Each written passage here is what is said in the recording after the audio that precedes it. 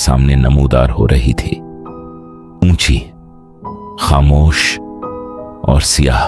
कारसाज कब्रिस्तान कराची के उन मकामात में से एक है जिसके बारे में लोग दिन में भी सरगोशियों में बात करते हैं।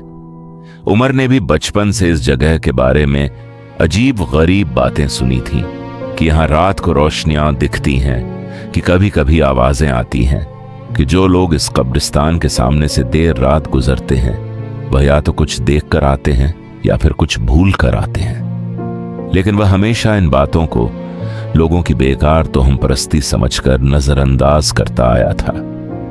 आज जब वह उन ऊंची दीवारों के सामने से गुजर रहा था तो उसका दिल पहली बार एक अनजानी घबराहट से भर गया।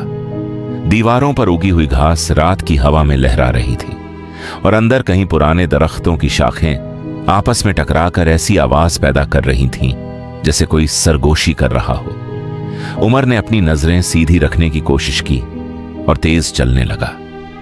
तभी उसे कब्रिस्तान के लोहे के गेट के करीब कुछ नजर आया। एक सफेद रंग का धब्बा जो पहले बेशक्ल लगा, फिर आहिस्ता आहिस्ता उसने एक औरत की शक्ल इख्तियार कर ली। उमर के पांव अचानक रुक गए, उसकी सांस हलकन में अटक गई। वह औरत सफेद लिबास में थी, बाल खुले और लंबे थे जो हवा के बगैर भी उड़ रहे थे। उसका चेहरा नजर नहीं आ रहा था क्योंकि वह नीचे की तरफ झुकी हुई थी।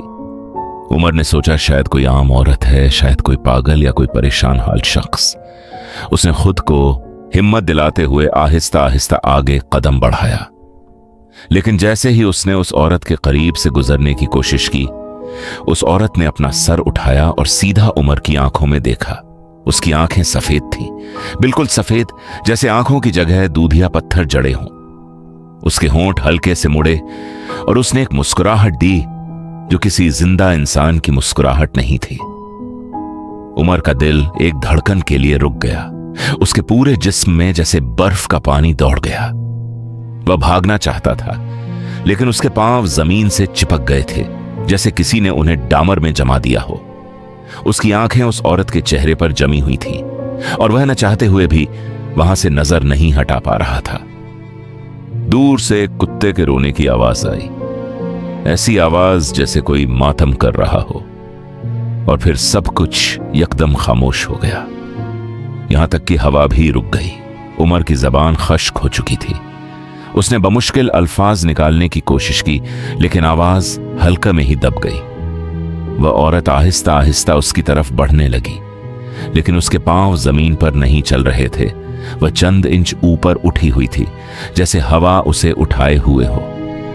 उसका सफेद लिबास सड़क की टूटी फूटी रोशनी में एक अजीब सी चमक दे रहा था। उसके आने के साथ ही हवा में एक अजीब सी खुशबू आई जो न फूलों की थी न इत्र की, बल्कि ऐसी जैसे पुरानी मिट्टी, बुझा हुआ धुआं और किसी भूली बिसरी याद का मिला जुला इम्तिजाज हो। वह उमर के सामने आकर रुक गई, इतनी करीब कि उमर उसकी सांसें महसूस कर सकता था। लेकिन वह सांसें सर्द थीं, बर्फीली, जैसे किसी गियार से आने वाली हवा। फिर उसने बोलना शुरू किया और उसकी आवाज ऐसी थी जैसे एक साथ कई आवाजें मिलकर बोल रही हों, कभी किसी बूढ़ी औरत की, कभी किसी बच्ची की, कभी किसी जवान लड़की की। उसने कहा, डरते क्यों हो उमर? उमर की रूह कांप उठी। उसने उसे नाम से बुलाया था जबकि उमर ने उसे कभी नहीं देखा था। उसने हिम्मत जमा की और लरजती आवाज में पूछा, तुम कौन हो? वह हंसी और उसकी हंसी कब्रिस्तान की दीवारों से टकराकर गूंजी। मैं वह हूं जिसे कराची भूल गई, जिसे इस शहर ने मिट्टी में दफन करके भुला दिया। मेरा नाम जरीना था। मैं इस कब्रिस्तान में सोती हूं लेकिन आज रात सोने को दिल नहीं कर रहा।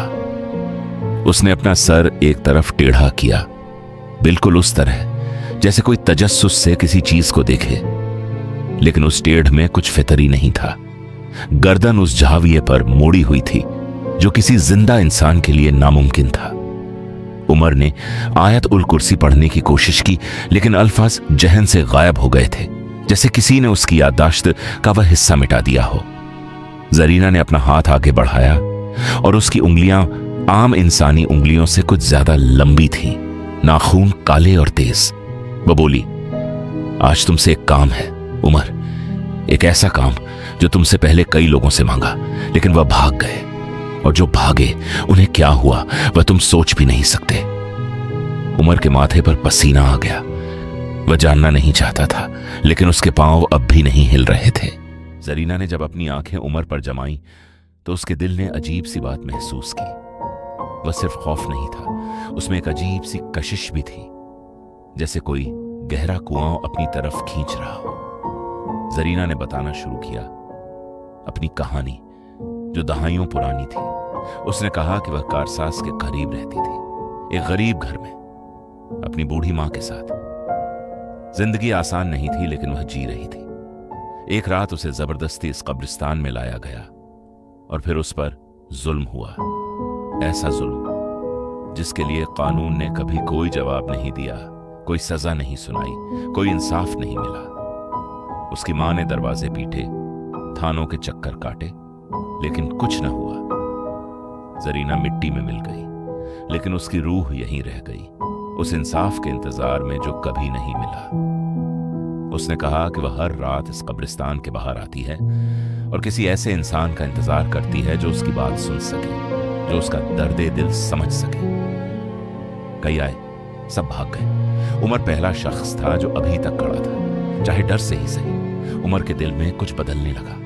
खौफ अभी भी था, लेकिन उसके साथ कुछ और भी था, हमदर्दी, अफसोस। वह नहीं जानता था। उसने लरजती आवाज में पूछा, तुम मुझसे क्या चाहते हो? जरीना का चेहरा एक लम्हे के लिए नर्म हुआ, उसमें एक इंसानी तासीर आई, और उसकी सफेद आंखों में कहीं दूर एक आंसू सा चमका। मेरे घर वालों का कोई नाम व निशान नहीं बचा। मेरी मां भी जा चुकी है, लेकिन मेरे घर के करीब एक पुरानी दीवार में मैंने एक डायरी छुपाई थी। अपनी कहानी लिखी थी उसमें, पूरा सच। मैं चाहती हूं कि वह डायरी निकाली जाए और लोग जाने कि क्या हुआ था। उमर ने गहरी सांस ली। उसके हाथ अब भी कांप रहे थे, लेकिन उसने पूछा, वह जगह कहां है? जरीना ने अपनी लंबी उंगली उठाई और एक सिमत इशारा किया, एक पुरानी गली जो कब्रिस्तान के पीछे थी। फिर वह बोली, लेकिन एक बात याद रहे उमर, अगर तुम वहां गए और फिर डर कर लौट आए तो मैं तुम्हारा पीछा नहीं छोड़ूंगी। रात मेरी है, और कराची की हर रात में मेरी आवाज है। उमर को समझ नहीं आ रहा था कि वह किसी ख्वाब में है या हकीकत में, लेकिन उसने हां कर दी। और उस लम्हे उसे एहसास हुआ कि उसने शायद एक ऐसे सफर का आगाज कर दिया है जहां से वापसी का रास्ता वही होगा जो जरीना दिखा है। उमर इस पुरानी गली में दाखिल हुआ तो उसे लगा जैसे वो किसी और जमाने में आ गया हो। गली में पुराने मकानात थे, टूटे हुए, बेआबाद, जिनकी दीवारों पर वक्त ने अपना नाम लिख दिया था। जरीना उसके साथ नहीं आई थी, बस उसकी सर्द सांसें उमर के गरद हुआ में घूम रही थी, जैसे वो यहीं हो, नजर ना आती हो। उमर ने अपने फोन की टारिक जलाई और जरीना के बताए हुए निशानात के मुताबिक आगे बढ़ा। एक मकान के बाहर नीम का पुराना दरख्त था, और इस दरख्त के बालकुल पास एक दीवार थी जिसके निचले हिस्से में एक ईंट ढीली लग रही थी। उमर ने झुककर देखा, फिर ईंट को हिलाया, वो आहिस्ता से निकल आई। अंदर एक छोटी सी जगह थी और इसमें कपड़े में लपटी हुई एक पुरानी कापी थी। उमर के हाथ कांप रहे थे जब उसने उसे उठाया। कापी का कागज जर्द पड़ चुका था, लेकिन तहरीर अभी भी नजर आ रही थी। नीली स्याही से लिखी हुई एक लड़की की दास्तान, उसका दर्द, उसका खौफ, इसके साथ होने वाला जुल्म और इन लोगों के नाम जिन्होंने ये जुल्म किया था। उमर ने कापी के पहले चंद सफ़े पढ़े और उसकी आंखें नम हो गई। ये कोई अफसाना नहीं था, ये एक जिंदा इंसान का आखिरी एतराफ था जो मिट्टी के अंदर दफन होने से पहले उसने यहां छिपाया था। अचानक पीछे से हुआ का एक झोंका आया और उमर को लगा जैसे कोई उसके कुंधे पर हाथ रख रहा है।